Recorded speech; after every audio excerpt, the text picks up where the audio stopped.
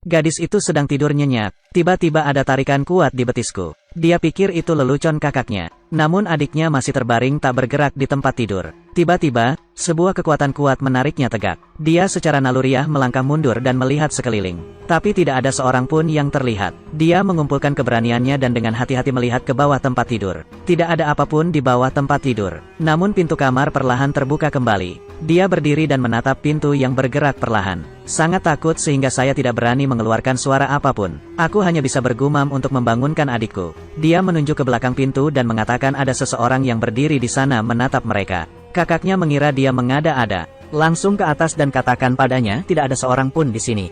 Saat ini, bau busuk memasuki hidung adiknya. Dia memberitahu adiknya dengan panik. Benda itu berdiri tepat di belakang adiknya. Saat adiknya menoleh untuk melihat, pintu dibanting hingga tertutup. Orang tuaku terbangun karena teriakan yang tiba-tiba. Sang ayah bergegas masuk dan bertanya apa yang terjadi. Gadis kecil itu menangis dan berkata ada seseorang di balik pintu. Namun setelah diperiksa, sang ayah tidak menemukan sesuatu yang aneh. Dia menghibur dirinya sendiri bahwa itu hanya mimpi buruk. Tapi gadis itu bilang itu bukan mimpi. Orang itu juga berbicara dengan gadis itu, menuntut untuk membunuh seluruh keluarganya. Tengah malam keesokan harinya, ibu mendengar tepuk tangan. Tidak kusangka gadis-gadis itu masih bermain di jam selarut ini. Tapi dia menemukan semua gadis sudah tertidur. Tiba-tiba terdengar suara keras di luar. Diiringi gelak tawa anak-anak. Semua bingkai foto di dinding jatuh dari tangga. Dia merasa agak aneh. Nyalakan lampu dengan cepat untuk memeriksa. Saat ini, tepuk tangan kembali terdengar dari ruang bawah tanah. Dia diam-diam berjalan ke pintu ruang bawah tanah. Ingin melihat siapa yang sedang mengerjai. Tapi dia tidak berani memasuki ruang bawah tanah. Jadi dia mengancam tidak peduli siapa yang ada di sana. Dia juga akan mengunci pintu. Tapi begitu dia berbalik, dia ditabrak pintu yang dibanting. Jatuh ke ruang bawah tanah. Saat dia melihat sekeliling dengan panik, sebuah bola kecil terlempar keluar dari kegelapan. Setelah ketakutan, dia bergegas maju, keluar dan merangkak pergi. Di saat yang sama, bola lampu belakang juga meledak. Ruang bawah tanah tenggelam dalam kegelapan. Dia berteriak panik, nyalakan korek. Telinganya berdenging karena suara pertanyaan dalam permainan petak umpet. Tiba-tiba, di belakangnya, dua tangan terulur dan bertepuk tangan. Dia menangis minta tolong. Tapi pintunya tidak bisa terbuka. Saat ini, putri sulung terbangun oleh suara ketukan di pintu. Kakaknya berjalan sambil tidur ke kamarnya lagi. Dia baru saja membantu adiknya naik ke tempat tidurnya. Terdengar suara gedoran dari belakang. Saat dia hendak pergi memeriksa lemari, adik perempuan di tempat tidur tiba-tiba duduk. Buka lemari. Tidak ada apapun di dalamnya. Tapi adik perempuan di belakangnya tersentak ketakutan. Sang kakak mengikuti pandangan adik perempuannya. Seorang penyihir tua yang menakutkan tiba-tiba berlari ke arahnya. Sang ayah baru saja pulang kerja ketika mendengar tangisan. Bergegas masuk ke dalam rumah, menyelamatkan istrinya dari ruang bawah tanah. Segera lari ke atas. Hentikan putri sulung agar tidak menjadi gila di lantai. Sang ayah menyadari rumah ini bermasalah. Keesokan harinya, mereka diundang untuk datang. Satu-satunya pasangan pengusir setan yang diakui oleh gereja. Seorang pengusir setan wanita dengan kemampuan indera baru saja berjalan melewati pintu. Melihat roh jahat tertinggal di belakang mereka. Terlebih lagi, suhu di dalam rumah semakin dingin. Walaupun sudah saya nyalakan heaternya sampai maksimal, tetap saja tidak berfungsi. Seluruh keluarga mereka harus tinggal di ruang tamu. Saya bisa merasa sedikit lebih aman dan hangat. Setiap malam, bau busuk menyebar kemana-mana. Seiring dengan suara benturan. Itu tidak akan berakhir sampai fajar. Pengusir setan perempuan baru saja memasuki ruang bawah tanah. Tersentuh.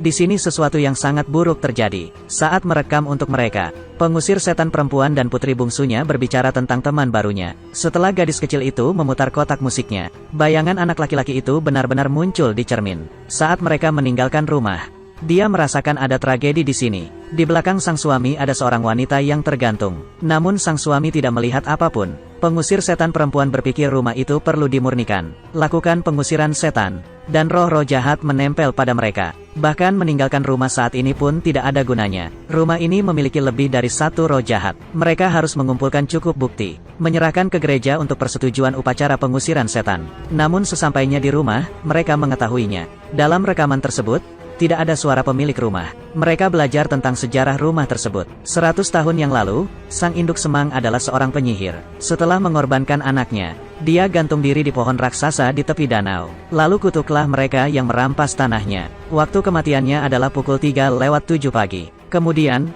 selalu ada orang yang hilang dan bunuh diri di negeri ini. Termasuk anak kecil Lori.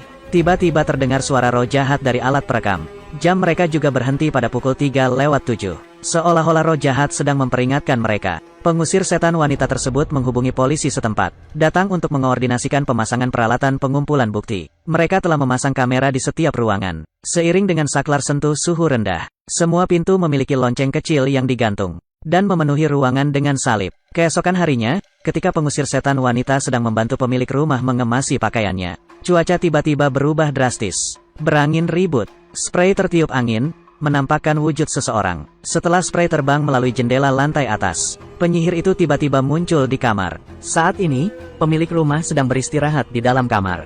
Sebuah sidik jari tiba-tiba muncul di pergelangan tangannya. Selanjutnya, mulutnya terbuka lebar tak terkendali. Wajah berdarah muncul di atas, menyemprotkan darah kotor ke mulutnya. Setelah dia bangun, hantu itu telah menghilang.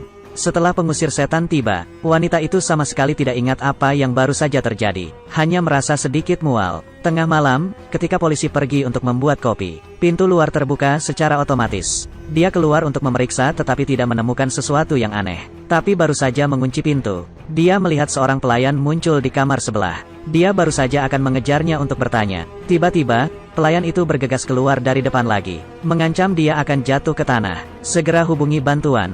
Ketika mereka berlari untuk membantu polisi, putri bungsu keluar dari ruang tamu sambil berjalan sambil tidur. Namun secara tidak sengaja mengaktifkan kamera. Pengusir setan perempuan itu mengira ada sesuatu yang mengikuti gadis itu, menyebabkan saklar sensor suhu rendah diaktifkan. Setelah putri bungsu memasuki kamar tidur, pintu kamar juga dibanting hingga tertutup. Padahal pintunya tidak dikunci. Tapi mereka tidak bisa membukanya. Asisten itu juga mendengar suara anak laki-laki. Bimbing putri bungsu untuk bersembunyi. Setelah suara itu menghilang, pintu terbuka secara otomatis. Ruangan itu sangat dingin sehingga nafas bisa terlihat. Namun putri bungsunya tidak ditemukan. Setelah pengusir setan membawa lampu ultraviolet, ikuti jejaknya, menemukan bahwa di belakang lemari ada ruang lain. Setelah dibuka, ternyata benar gadis itu bersembunyi di sana. Setelah menyelamatkan gadis itu, adik perempuan itu berkata ketika Lori ketakutan, juga akan bersembunyi di sana. Ketika pengusir setan wanita datang untuk memeriksa, menemukan tanda yang bersih. Pasang kotak musik adikmu. Ini tentu saja cocok. Ada juga tali aneh di bawahnya. Ketika saya menariknya keluar, itu adalah tali gantung. Dia merasa tidak enak. Baru saja akan keluar. Lantai di bawah kakinya tiba-tiba retak. Dia terjatuh melalui celah itu. Jatuh langsung ke ruang bawah tanah. Dia menggunakan cermin kotak musik untuk mengamati. Melihat pemilik rumah sebelumnya kesurupan, membunuh pelayan itu. Dalam sekejap mata, wanita gemuk itu muncul di hadapannya, terus-menerus mengulangi pernyataan yang dia paksakan. Dia mengikuti mata wanita gemuk itu dan melihat, penyihir yang digantung tiba-tiba menunjukkan kakinya. Perlahan berbalik untuk melihatnya. Dia menangis dan ingin lari keluar dari ruang bawah tanah. Namun kalung itu ditarik kembali oleh kekuatan aneh. Dia mencoba yang terbaik untuk menarik diri dan melarikan diri. Namun kalung itu masih melayang di udara. Saat ini, dia akhirnya mengerti. Penyihir itu selalu merasuki ibunya, untuk mengorbankan anak-anak mereka. Luka memar di tubuh sang induk semang. Itu adalah tanda yang ditinggalkan penyihir ketika dia masuk. Tiba-tiba, salib di ruangan itu terus berjatuhan. Rambut putri sulung tiba-tiba terbang. Selanjutnya, rambutnya ditarik dan dia diusir. Bahkan para pria pun tidak bisa menggendongnya. Sampai pengusir setan perempuan itu memotong rambutnya. Dia baru saja lepas kendali. Asisten mencatat seluruh kejadian. Sekarang ada buktinya. Mereka dapat mengajukan permohonan ke gereja untuk mengadakan upacara pengusiran setan. Keluarga angkat untuk sementara pindah ke hotel. Usai menonton video tersebut, sang pendeta pun merasakan keanehan. Ia berjanji akan segera mengirimkan permintaan pengusiran setan ke Vatikan. Saat ini, putri pengusir setan sedang tidur di rumah. Kalung di kepala tempat tidur tiba-tiba berputar. Ada hubungannya dengan kalung di ruang bawah tanah. Selanjutnya, dia juga ditarik. Setelah berkeliling rumah sekali, dia tidak dapat menemukan tanda-tanda keberadaan orang tuanya. Dia melihat boneka hantu di ruang rahasia ayahnya telah menghilang. Ada juga suara aneh yang datang. Dia segera melarikan diri ke kamarnya. Tiba-tiba terdengar gedoran keras di pintu luar. Suara itu hilang begitu saja. Dia tanpa sadar berbalik. Lalu aku melihat penyihir yang memegang boneka hantu muncul di kursi goyang. Gadis kecil itu segera meminta bantuan neneknya. Tapi pintunya tidak terbuka. Baru saja sampai di depan pintu, pengusir setan juga mendengar teriakan minta tolong putrinya. Segera berlari ke atas. Saat ini kursi itu perlahan berbalik. Tepat saat kursi itu terbang masuk, sang ayah segera menyelamatkan gadis itu. Selanjutnya, mereka menerima panggilan telepon. Sang induk semang membawa kedua putrinya pergi. Dan sekarang dia berbau seperti daging busuk. Pengusir setan wanita itu langsung menebak. Penyihir itu merasuki sang induk semang. Dia ingin membawa anak-anak kembali ke rumah. Mereka menelepon polisi dan pergi ke rumah bersama. Di ruang bawah tanah, sang induk semang sedang memegang gunting dan berniat membunuh gadis kecil itu. Setelah menahannya, mereka ingin membawanya pergi. Tapi baru saja keluar dari pintu, seluruh tubuhnya langsung membusuk. Penyihir itu tidak mengizinkannya meninggalkan rumah. Kalau tidak, itu akan membunuhnya. Tiba-tiba, dia ditarik kembali oleh kekuatan aneh. Kemudian ditarik kembali ke ruang bawah tanah. Namun putri kecilnya telah menghilang. Asisten segera menggeledah rumah. Para pria tidak bisa tidak mengendalikannya. Hingga pengusir setan tersebut menggunakan kain putih untuk menutupi tubuhnya. Hanya kita yang bisa mengendalikannya. Ikat dia ke kursi. Namun kondisinya jelas tidak bisa menunggu hingga tim pastoral datang. Mereka hanya bisa sembarangan melakukan ritual pengusiran setan. Tapi baru menyentuh air suci, seluruh ruang bawah tanah berguncang hebat. Kekuatan penyihir jauh lebih kuat dari imajinasi pengusir setan. Setiap orang harus mendorongnya ke bawah. Lanjutkan melakukan ritual. Pada titik ini, dia telah sepenuhnya berubah menjadi wujud penyihir. Tiba-tiba semuanya menjadi sunyi. Dia perlahan naik ke udara. Mantranya masih belum bisa menekannya. Setelah kursi itu terbalik, dia mulai membenturkan kepalanya ke langit-langit. Di bawah perintah pengusir setan, dia akhirnya jatuh. Namun kursinya juga pecah berkeping-keping. Dari atas terdengar suara asisten. Katakanlah gadis itu ada di bawah rumah. Setelah mendengarkan, dia mengambil gunting dan langsung lari ke atap. Dengan sangat cepat, dia menemukan gadis itu. Tapi lubangnya terlalu kecil. Pengusir setan tidak bisa dimasuki. Tepat ketika dia hendak menyerang, pengusir setan membacakan mantra terakhir, menyebabkan dia terdiam. Pengusir setan perempuan memiliki kesempatan untuk melakukan kontak fisik dengannya. Gunakan kemampuan sentuh. Biarkan dia mengingat saat-saat bahagia keluarga. Membangkitkan rasa otonomi nyonya rumah.